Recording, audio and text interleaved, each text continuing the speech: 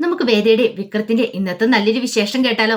അങ്ങനെ ഇന്നത്തെ വിശേഷത്തിൽ അമ്മണി അച്ചമ്മയെ കെട്ടിപ്പിടിച്ചിട്ട് കമല പറഞ്ഞു, എനിക്ക് വേദയെ ഇഷ്ടമാണ്, അവളുടെ ജീവിതം തകർന്നു പോലൊന്ന് കരുതിയിട്ടാ അവൾ ഈ വീട് വിട്ടു പോയിക്കോട്ടെ എന്ന് ഞാൻ കരുതിയത്. സാരമില്ലേ കമലെ, നീ അതൊന്നും ഓർത്ത് വിഷമിക്കേണ്ട എന്ന് പറഞ്ഞ് കമലെ ആശ്വസിപ്പിച്ചിട്ട് മുത്തശ്ശി അകത്തേക്ക് കയറി ചെന്നു. അപ്പോഴേക്കും അവിടെ മാഷും ബാക്കി എല്ലാവരും ഉണ്ടായിരുന്നു. പിന്നീട് സുധാരൻ മാഷിന്റെ അടുത്ത് എന്നിട്ട് പറഞ്ഞു, എടാ ഈ താക്കോൽ നീ വെച്ചോ, അറിയാലോ ഇവിടെ എന്തെങ്കിലും പ്രശ്നം ഉണ്ടെങ്കിൽ നീ തറവാട്ട് വീട്ടിലേക്ക് പോയാൽ മതി. വേണ്ടമ്മേ, അതിന്റെ ആവശ്യമില്ല എന്ന് പറഞ്ഞ് ആ താക്കോൽ തിരികെ അച്ചമ്മയുടെ കയ്യിൽ കൊടുത്തിട്ട് പറഞ്ഞു, അല്ലെങ്കിലും ഒരു പ്രശ്നം ഉണ്ടാകുമ്പോൾ അങ്ങനെ ഓടി നടക്കാൻ പറ്റുന്ന കാര്യമാണോ? അതെ, തറവാട് വീട് എനിക്കുള്ളതല്ല, ഗംഗാധരനുള്ളതാണ്, അവനും മക്കൾക്കുള്ളതാ, എനിക്ക് അതിന്റെ ആവശ്യമില്ല. പിന്നെ ഇവിടെ നിന്ന് ഇറങ്ങിയിട്ടുണ്ടെങ്കിൽ എന്ത് ചെയ്യും ഞാനെന്ന് ഓർത്ത് അമ്മ വിഷമിക്കണ്ട, എനിക്ക് എൻ്റെ കാര്യം മാത്രമേ നോക്കിയാൽ മതി. ഇവിടെ നിന്ന് ഇറങ്ങിയാൽ ആൺമക്കൾ അവരുടെ ഭാര്യമാരെ വിളിച്ചോണ്ട് എന്താന്ന് വെച്ച് ചെയ്തോട്ടെ, എനിക്ക് അതിനകത്ത് കുഴപ്പമില്ല. പിന്നെ ഇവിടെ നിന്ന് ഇറങ്ങിക്കഴിഞ്ഞിട്ടുണ്ടെങ്കിൽ തറവാട്ട് വീട്ടിലേക്ക് വന്ന് കിടക്കാം എന്നൊരു ചിന്ത അവരുടെ മനസ്സിലുണ്ടാവും. അതൊരിക്കലും ഉണ്ടാവാൻ പാടില്ല. അവരിനിയുള്ള കാലം അധ്വാനിച്ച് ജീവിക്കട്ടെ. അമ്മ ഇത് വെച്ചോളാൻ പറഞ്ഞു. ഇത് കേട്ടപ്പം വല്ലാത്ത സങ്കടമായിപ്പോയി അച്ചമ്മയ്ക്ക്. പിന്നീട് അച്ഛൻ പറഞ്ഞു, ഇനി എനിക്ക് അധിക സമയം നിൽക്കാൻ പറ്റില്ല, ഗംഗാധർ ഫ്ലൈറ്റ് ബുക്ക് ചെയ്തിരിക്കുക, ഇപ്പം തന്നെ ഇറങ്ങണം എന്ന് പറഞ്ഞ് അങ്ങനെ അച്ചമ്മ അവിടെ നിന്ന് ഇറങ്ങുവാണ്. ഈ സമയത്ത് വേദയ്ക്കും എല്ലാവർക്കും നല്ല വിഷമമുണ്ടായിരുന്നു അച്ചമ്മ പോകുന്നതുകൊണ്ട്. പിന്നീട് വിക്രം നേരെ ചെല്ലുന്ന ശ്രീനിവാസനെ കാണാൻ വേണ്ടിയിട്ട് അങ്ങനെ ശ്രീനിവാസനോട് ഇന്ന് കാര്യങ്ങളൊക്കെ പറഞ്ഞു. ശ്രീനിവാസന്റെ ഭാര്യ സുധയ അടുത്ത് തന്നെ ഉണ്ടായിരുന്നു. പിന്നീട് ശ്രീനിവാസൻ പറഞ്ഞു, നീ പേടിക്കണ്ട, ധൈര്യമായിട്ടിരിക്കുക, എന്തിനു വേദിനും നിന്നോടൊപ്പം ഈ ശ്രീനിവാസൻ ഇല്ലേ? വിക്രം പറഞ്ഞു, അല്ല അത് പിന്നെ സാറേ ഞാൻ. സുധ പറഞ്ഞു, അല്ല അതിന് ശ്രീനേട്ടാ അതിൻ്റെ ആവശ്യമുണ്ടോ? ശ്രീനേട്ടൻ ഇപ്പം ഇതിനകത്ത് ഇടപെടേണ്ട കാര്യമുണ്ടോ? നീ ഒന്നും മിണ്ടാതിരിക്കും സുധ അവിടെ. ഇത് കേട്ടപ്പോൾ ശ്രീനിവാസന് ദേഷ്യമായിരുന്നു വന്നത്. പിന്നീട് ശ്രീനിവാസൻ പറഞ്ഞു, എന്തിനു വേദിന് ഞാൻ കൂടെയുണ്ട്, അങ്ങനെ ഒരാളെ പേടിച്ച് നമുക്ക് മാളത്ത് കയറിയിരിക്കാൻ പറ്റുന്ന കാര്യമാണോ? അവന് ഇത്ര നെറുകെട്ട പരിപാടി ആ വാസവൻ കാണിച്ചിട്ടുണ്ടെങ്കിൽ അവനെ തിരിച്ചിട്ട് നമുക്ക് നല്ല 8ന്റെ പണി കൊടുക്കണ്ടേ? സുധ പറഞ്ഞു, പാർട്ടി ഓഫീസിൽ നിന്ന് വിളിച്ച് പറഞ്ഞ കാര്യം ശ്രീനേട്ടൻ ഇത്ര പെട്ടെന്ന് മറന്നുപോയോ? പിന്നീട് സുധ പറഞ്ഞു, എന്താണെന്നറിയാവോ, പാർട്ടി ഓഫീസിൽ നിന്ന് വിളിച്ചു പറഞ്ഞേ ഈ പറയുന്ന വാസവനും ശ്രീനേട്ടൻ തമ്മിൽ എതിർചേരിയിലാണെങ്കിലും രണ്ടുപേരും തമ്മിൽ ഇപ്പം എന്തെങ്കിലും ഒരു പ്രശ്നം ഉണ്ടായിട്ടുണ്ടെങ്കിൽ അത് ശ്രീനേട്ടൻ്റെ ബാധിക്കുന്ന കാര്യമാണ്, ഇലക്ഷനെ ബാധിക്കും. പിന്നെ അറിയാലോ എന്താ സംഭവിക്കാൻ പോകുന്നത്, ചിലപ്പോൾ സീറ്റ് പോലും ചിലപ്പോൾ കിട്ടിയെന്ന് വരത്തില്ല. അത് ഈ സമയത്ത് ഇങ്ങനെ ഒരു പ്രശ്നം ഉണ്ടായാലോ. പെട്ടെന്ന് വിക്രം പറഞ്ഞു, അതെ ശ്രീനി സാർ ഇതിനകത്ത് ഇടപെടണ്ട, ശ്രീനി സാർ ഇടപെട്ടാൽ ശരിയാവത്തില്ല, വെറുതെ എന്തിനാ നമ്മളൊരു പ്രശ്നം ഉണ്ടാക്കുന്നേ? ഇപ്പൊ ശ്രീനി സാറിന് ഇനി സീറ്റും കാര്യങ്ങളൊക്കെ നഷ്ടപ്പെട്ടാൽ പിന്നെ ഒരു MLA ആകാൻ പറ്റുമോ? ഒരിക്കലും ഇല്ല. അതെ, പാർട്ടി അധികാരത്തിലുണ്ടെങ്കിൽ നമുക്ക് പല കാര്യങ്ങളും ചെയ്യാൻ പറ്റും. അല്ലെങ്കിൽ തന്നെ ശ്രീനി സാറിനെ വിശ്വസിച്ച ഒത്തിരി ആൾക്കാർ ഇവിടെ ഉണ്ട്. ശ്രീനി സാർ അവർക്ക് വേണ്ടി ഒരുപാട് കാര്യങ്ങൾ ചെയ്ത് കൊടുക്കുമെന്ന് പ്രതീക്ഷ. ആ പട്ടയ വിതരണത്തിന്റെ കാര്യങ്ങളാണെങ്കിലും അതൊക്കെ അതെ ശ്രീനി സാറിന്റെ പ്രതീക്ഷ അവരൊക്കെ ഇരിക്കുന്നത്. അപ്പോൾ അവരൊന്നും നിരുത്സാഹപ്പെടുത്തരുത്. സാർ ഉറപ്പായിട്ടും ഇലക്ഷനിൽ നിന്ന് MLA ആവണം. സാറിന് ഒരു കാര്യത്തിലും ഞാൻ ശല്യപ്പെടുത്താൻ വരില്ല, ഈ കാര്യങ്ങളൊന്നും സാറിനെ ബാധിക്കുക പോലും ചെയ്യരുത്. അപ്പോഴേക്കും ശ്രീനി പറഞ്ഞു, അത് പോട്ടെ, ഇലക്ഷൻ പോവാണെ പോട്ടെ, എനിക്കതൊന്നും പ്രശ്നമുള്ള കാര്യമല്ല. എനിക്കിപ്പോൾ അതിനേക്കാളും ഒക്കെ പ്രധാനം നീയാണ്. കാരണം എൻ്റെ നിഴലായിട്ട് നടക്കുന്നതാണ് നീ. അപ്പം നിനക്കൊരു ആപത്ത് പറ്റിയാൽ പിന്നെ എനിക്കത് കണ്ടുകൊണ്ട് വെറുതെ മാറിയിരിക്കാൻ പറ്റില്ല. പോട്ടെ പുല്ല്. ആ സമയം വിക്രം പറഞ്ഞു, വേണ്ട സാറേ, ഇത് ഞാൻ കൈകാര്യം ചെയ്തോളാം, എന്ത് ചെയ്യണമെന്ന് എനിക്കറിയാം. ഇത് എന്നെ കൊണ്ട് കൂടാവുന്ന കാര്യമുള്ളൂ. ഇതിൻ്റെ ഇടയ്ക്കേക്ക് ശ്രീനി സാറ് തലയിട്ട് വെറുതെ നാടൻ കണ്ട കാര്യമില്ല. പിന്നെ വാസുവിൻ്റെ കാര്യത്തിൽ ഞാൻ തന്നെ ഒരു തീരുമാനം എടുത്തോളാം. ഒടുവിൽ ശ്രീനിവാസൻ പറഞ്ഞു, ഒരു കാര്യം ചെയ്യാം, ഞാൻ പിന്നിലൊന്ന് കളിച്ചോളാം, നിനക്ക് എന്ത് സഹായം വേണം പറഞ്ഞാൽ മതി, ആ സമയത്ത് ഞാൻ നിന്റെ കൂടെ ഉണ്ടായിരിക്കും എന്ന് ശ്രീനിവാസൻ ഉറപ്പ് കൊടുക്കുക.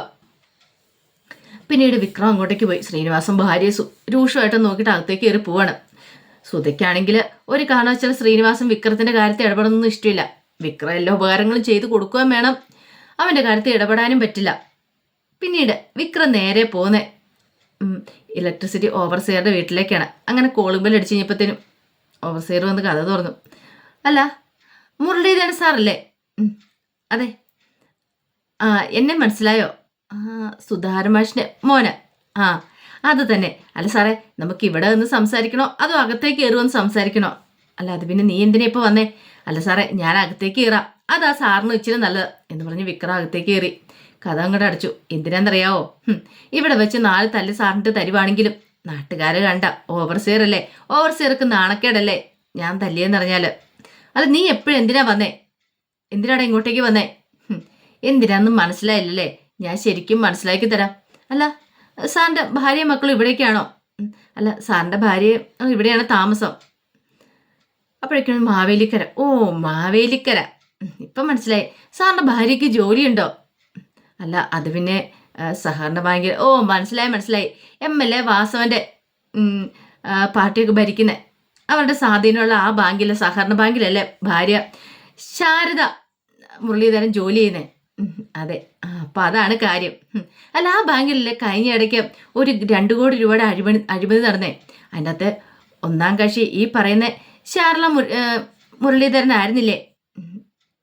അല്ല അത് എന്നിട്ട് എന്താ ആ കേസ് കോടതിയിൽ എത്തിക്കഴിഞ്ഞപ്പോഴത്തേനും അങ്ങോട്ട് അട്ടിമറിഞ്ഞു പോയില്ലേ? എന്ത് ചെയ്യാൻ പറ്റും? സാറിൻ്റെ ഭാര്യയുടെ പേര് പോലും ഇല്ലെന്നായില്ലേ ഒറ്റ രാത്രിയും കൊണ്ട്. അങ്ങനെയൊക്കെയാണ് ഇന്നത്തെ കാലത്തെ. അത് പിന്നെ എന്തേലും ആട്ടെ, പോലീസോ അല്ലെങ്കിൽ അതിന് വേണ്ടപ്പെട്ട അധികാരികളൊക്കെ അന്വേഷിക്കട്ടെ. ഞാൻ അതിനകത്ത് തലയിടാൻ വരുന്നില്ല. പക്ഷേ വേറൊരു കാര്യമുണ്ട്. സാറിൻ്റെ വീട്ടിൽ കറണ്ടൊക്കെ ഉണ്ടല്ലോ ഇവിടെ ഇല്ലേ? ഉണ്ട്. പക്ഷേ എൻ്റെ വീട്ടിൽ കറണ്ട് പോയിട്ടെ ഒരു 3-4 ദിവസമായി. അല്ല സാറിന് അറിയായിരിക്കുമല്ലോ കൃത്യമായിട്ട് എത്ര ദിവസമായി. അപ്പോഴേക്കും അയാളൊന്നും മിണ്ടിയില്ല. പറയടോ എത്ര ദിവസമായെന്ന്. 3-4 ദിവസമായി. അങ്ങനെയാണെങ്കിൽ ആ കറണ്ട് അങ്ങോട്ട് സെറ്റ് ചെയ്തേരെ. അല്ല അതിൻ്റെ കാരണം എന്താ കറണ്ട് പോകാനായിട്ട്? അത് പിന്നെ ഡി ഔട്ട് ഡ്രോപ്പ് ചെയ്താന്ന് പറയണം. ഡി ഔട്ടോ? അത് ഡ്രോപ്പ് ഔട്ട് കട്ട് ചെയ്താന്ന് പറയണോ? ഓ അങ്ങനെ. അപ്പോൾ പോസ്റ്റേ കയറിയിട്ട് ഡ്രോപ്പ് ഔട്ട് അത് കട്ട് ചെയ്ത് വിട്ടല്ലേ എന്നൊക്കെ ചോദിക്കുവാണ്. ഇപ്പോഴാണ് കാര്യങ്ങളൊക്കെ മനസ്സിലാകുന്നേ. അല്ല ആര് പറഞ്ഞിട്ടായിരിക്കും പോലും ഇത് ചെയ്തേ? അത് ഞാൻ തനിക്ക് കൂടുതൽ എന്താ പറയാൻ വല്ല ബുദ്ധിമുട്ടുണ്ടോ? അത് വാസവൻ. ഓ അപ്പോൾ വാസവൻ പറഞ്ഞ എന്തും ചെയ്യുമല്ലേ? ഈ സമയത്ത് മുരളീധരൻ പറഞ്ഞു, താൻ എന്തിനാ ഇതൊക്കെ ചോദിക്കുന്നത്? ഇപ്പം തന്നെ ഞാൻ പോലീസിനെ വിളിക്കും. ഒന്നൊരു കാര്യം ചെയ്യ്, സാറിന് പോലീസിനെ അങ്ങോട്ട് വിളിക്കുക. ഞാനിവിടെ നിൽക്കുന്ന സമയത്ത് സാറ് പോലീസിനെ വിളിക്കുന്നത് എനിക്കൊന്ന് കാണണം. പിന്നെ വേറൊരു കാര്യം, സാറിന് അത്ര ധൈര്യം ഉണ്ടെങ്കിൽ വിളിക്കുന്നതിന് മുമ്പ് സാർ ഇതും കൂടെ കേട്ടോ. സാറിൻ്റെ മോനെ അവിടെ എവിടെയാണ് സ്കൂളിലാണ് പഠിക്കണമെന്ന് പറഞ്ഞേ? പിന്നെ സ്കൂളിൻ്റെ പേര് പറയണം. സ്കൂളിൻ്റെ പേരൊക്കെ പറഞ്ഞു കഴിഞ്ഞപ്പോൾ വിക്രം ഒന്ന് നോക്കി. എന്നിട്ട് പറഞ്ഞു, ഒരിടവഴി കൂടെ അല്ലേ വീട്ടിലേക്ക് വരുന്നേ? സാരമില്ല, സാറിൻ്റെ മോനെ ഞാനും കൂടെ പൊക്കാം. ഒരു 5-6 ദിവസം അവൻ എൻ്റെ കയ്യിൽ ഇരിക്കട്ടേന്നേ, വെറുതെ ഒരു രസത്തിന് വേണ്ടി. എങ്ങനെയുണ്ട് എന്ന് പറഞ്ഞിട്ട് വിക്രം ഫോൺ എടുത്തിട്ട് സജീവൻ നമ്പറിലേക്ക് വിളിക്കണം. എന്നിട്ട് മുരളീധരൻ്റെ ചെക്കനെ പോകുന്ന കാര്യം പറയണം. എല്ലാം കേട്ടിട്ട് മുരളീധരൻ പറഞ്ഞു, അയ്യോ വിക്രം വേണ്ട, അവനെ ഒന്നും ചെയ്യരുത്. അതെ അവനെനിക്ക് ഒറ്റ മോനെ, അവനെയും ചെയ്യരുത്. അപ്പോൾ സാറിന് പേടിയുണ്ടല്ലേ? അപ്പോൾ സാറ് പോലീസിനെ വിളിക്കുവാന്നൊക്കെ പറഞ്ഞ്. ഞാൻ ആരെയും വിളിക്കുന്നില്ല, വിക്രം എന്ത് വേണമെന്ന് പറഞ്ഞാൽ മാത്രം മതി. എൻ്റെ സാറേ, സാറൊരു കാര്യം ചെയ്യാം, ഇപ്പം തന്നെ വിളിച്ചിട്ട് കാര്യങ്ങളൊക്കെ ശരിയാക്കുക. ആ വീട്ടിലെ കറണ്ടിൻ്റെ കാര്യങ്ങൾ ശരിയാക്കുക. പെട്ടെന്ന് തന്നെ അയാൾ KCB ലൈമാരെ വിളിച്ചിട്ട് അവിടെയുള്ള ആ പോസ്റ്റർ കയറി അതൊക്കെ ശരിയാക്കാനായിട്ട് പറയണം. അങ്ങനെ പറഞ്ഞ് വിക്രം കാത്തു നിന്നു. ഇത്തിരി കഴിഞ്ഞപ്പോൾ തന്നെ അവർ വിളിച്ചിട്ട് മുരളീധരനോട് ശരിയായെന്ന് പറയണം. ആ സമയത്ത് വിക്രം എന്ത് ചെയ്യണം? വേദയുടെ ഫോണിലേക്ക് വിളിച്ചു. കിട്ടുന്നില്ല. എന്താ എടുക്കാത്തേ? രണ്ടാമത് വീണ്ടും വിളിച്ചു. അപ്പോഴേക്കാണ് നന്ദിനി ആ വഴി വരുന്നത്. നന്ദിനി നോക്കിയപ്പോൾ വേദയുടെ ഫോൺ ഇടിക്കുന്നു. വിക്രം, ഇവരെന്തിനാ പോലും ഈ സമയത്ത് വിളിക്കുന്നേ? ഇവരുടെ ഒരു സെറ്റായോ? കട്ട് ചെയ്ത് വിട്ടേക്കാം എന്ന് കരുതി ഫോൺ കട്ട് ചെയ്യാനായിട്ട് ഒരുങ്ങുമ്പോഴത്തേനും വേദ അങ്ങോട്ട് വന്നേ. പെട്ടെന്ന് കൈ പിൻവലിച്ച് ഒന്നും അറിയത്തില്ലാത്ത മട്ടി വന്നു. വേദ ഒന്ന് നോക്കിയപ്പോൾ വിക്രം.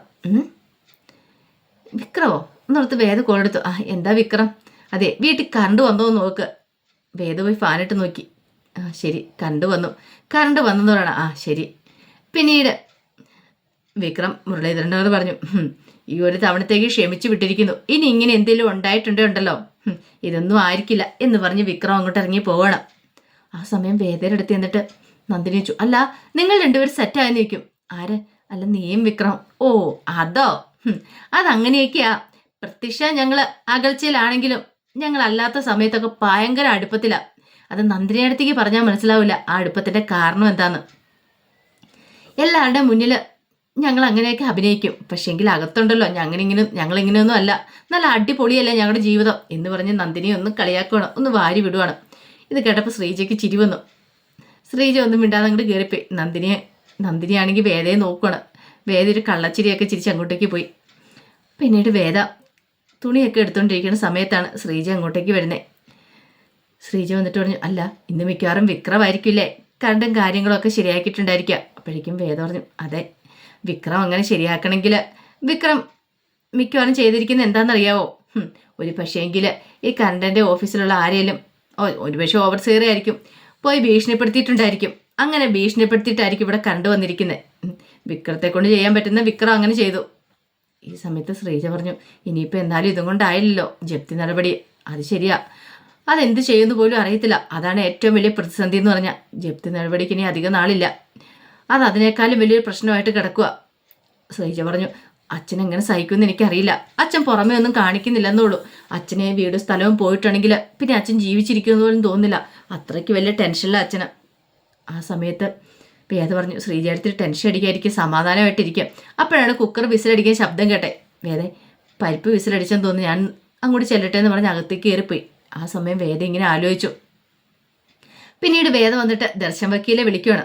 ദർശനോട് കാര്യങ്ങളൊക്കെ പറയണം, എന്താ ഏതാ എങ്ങനെയാന്നൊക്കെ. എല്ലാം കേട്ട് കഴിഞ്ഞപ്പോഴത്തേനും ദർശൻ പറഞ്ഞു, വേദ ഇനിയിപ്പോൾ എന്ത് ചെയ്യാനാ പ്ലാന്? വേദ പറഞ്ഞു, അതല്ല, ഇതിനകത്തൊരു പ്രശ്നമുണ്ട്. ആ ഭൂമിയുടെ പേരിൽ അവിടെ ആ കൃഷി സ്ഥലത്തുള്ള ആ പേരിലുള്ള അതേ സർവേ നമ്പർ തന്നെയാണ് ഇവിടുത്തെ ഈ വീടിൻ്റെ പേരിലുള്ള ഭൂമിയെ കിടക്കണേ. അതുകൊണ്ട് ഈ വീട് ഇടിച്ചു നിരപ്പാക്കാനായിട്ടാണ് ഉത്തരവ് വരിക. കാരണം കൃഷിഭൂമി എന്ന് പറഞ്ഞല്ലേ കിടക്കണത്. അപ്പോൾ അതൊരു പ്രശ്നമായിട്ടിരിക്കും. അങ്ങനെ വന്നിട്ടുണ്ടെങ്കിൽ അവർ വന്ന് ഇടിച്ച് നിരപ്പാക്കുള്ളൂ വീട്. അച്ഛനത് താങ്ങാൻ പറ്റുന്നതിൽ അപ്പുറമായിരിക്കും. ദർശൻ എങ്ങനെയെങ്കിലും എന്നെ രക്ഷിക്കാൻ പറ്റുമോ? ദർശൻ പറഞ്ഞു, അത് പിന്നെ വേദ നിയമപരമായിട്ടൊന്നും ചെയ്യാൻ പറ്റില്ല, അറിയാലോ. ഈ സഹകരണ ബാങ്കിൻ്റെയൊക്കെ പ്രത്യേകത അതാ. അവർക്ക് നേരിട്ട് ഇടപെട്ട് ഈ ജപ്തികളൊക്കെ നടത്താൻ പറ്റും. പക്ഷെ നമുക്ക് അതിനകത്ത് ഇഞ്ചക്ഷൻ പോലും മേടിക്കാൻ പറ്റുമെന്ന് തോന്നുന്നില്ല ഈ കണ്ടീഷനിൽ. ഇത് കേട്ടപ്പോൾ വേദയ്ക്കും വിഷമമായി. പിന്നീട് ദർശൻ പറഞ്ഞു, ഇനിയിപ്പോൾ ലേലത്തിലല്ലേ വീട് പിടിക്കാൻ പറ്റുള്ളൂ. അതെ, അതാണ് ഏറ്റവും വലിയ പ്രശ്നം. എന്ത് ചെയ്യണമെന്ന് പോലും അറിയത്തില്ല. ദർശനം എന്നെ ഒന്ന് സഹായിക്കാൻ പറ്റുമോ? അങ്ങനെ വെച്ചാൽ എനിക്കിപ്പോൾ അങ്ങനെ സഹായിക്കാൻ പറ്റില്ല. ഒരു കാര്യം ചെയ്യാം, സഹായിക്കാൻ പറ്റുന്ന ഒരാളുണ്ട്, ശങ്കരൻ അങ്കിളിനോട് ഞാൻ പറഞ്ഞു നോക്കാം. ഇത് കേട്ട് കഴിഞ്ഞപ്പോൾ വേദ പറഞ്ഞു, അങ്ങനെയാണ് നല്ല കാര്യമായിരിക്കും. അല്ല, വേദ ഒന്ന് പറഞ്ഞു നോക്ക്. അല്ല പിന്നെ അത് പിന്നെ ദർശൻ, ഞാൻ പറയുന്നേക്കാളും നല്ലത് ദർശൻ തന്നെ പറയുന്നതായിരിക്കും. ദർശൻ ഒന്ന് സംസാരിക്കും അച്ഛനോട് സംസാരിച്ച് ഇതിന് എന്തെങ്കിലും ഒരു തീരുമാനം ഉണ്ടാക്കി തരണം, അതും എത്രയും പെട്ടെന്ന് തന്നെ. ഇത് കേട്ടപ്പോൾ ദർശൻ ആലോചിച്ചിട്ടുണ്ട്. ശരി, ഞാൻ ആലോചിക്കാം. അല്ല, ഞാനൊരു കാര്യം ചോദിച്ചോട്ടെ, ഇത്ര സംഭവങ്ങളൊക്കെ ഉണ്ടായിട്ടും വേദ എന്തുകൊണ്ടാണ് ആ വാസവനമ്മേലേക്കെതിരെ ഒരു പരാതി പോലും ഫയൽ ചെയ്യാതിരുന്നേ? ഒരു പരാതി ഇങ്ങോട്ട് കൊടുക്കാൻ മേലായിരുന്നോ? വേദ പറഞ്ഞു, പരാതി കൊടുക്കണം എന്നൊക്കെ നേരത്തെ ആഗ്രഹം ഉണ്ടായിരുന്നു. പക്ഷെ ഇപ്പോഴാ സ്ഥിതിയല്ല ഇവിടുത്തെ, അതുകൊണ്ട് മാത്രമാണ്. മുമ്പായിരുന്നെങ്കിൽ ഞാൻ അങ്ങനെ ചെയ്തേനോ. അപ്പോഴേക്കും ദർശൻ പറഞ്ഞു, എനിക്കറിയാം വേദ തീപ്പൊരി അല്ലായിരുന്നോ, പിന്നെ എത്ര പെട്ടെന്ന് ഇങ്ങനെ ഒതുങ്ങാൻ കാരണം എന്താ? കല്യാണം കഴിഞ്ഞുകൂടി വന്ന മാറ്റമാണെന്ന് ചോദിക്കുകയാണ്. അതിന് വേദയ്ക്ക് ഉത്തരവില്ലായിരുന്നു. വേദ ഒന്നും മിണ്ടാതെ നിൽക്കുക. അപ്പോൾ അതിൻ്റെ വിശേഷങ്ങളൊക്കെ നമ്മളൊന്ന് കാണുന്നത്. ഇതിൻ്റെ ബാക്കി വിശേഷങ്ങളുമായിട്ട് വൈകുന്നേരത്തെ പ്രമോയി വരാട്ടോ. ഒരിക്കൽ കൂടി എല്ലാവർക്കും ശുഭദിനം നേർന്നുകൊണ്ട് നിർത്തുന്നു. നന്ദി.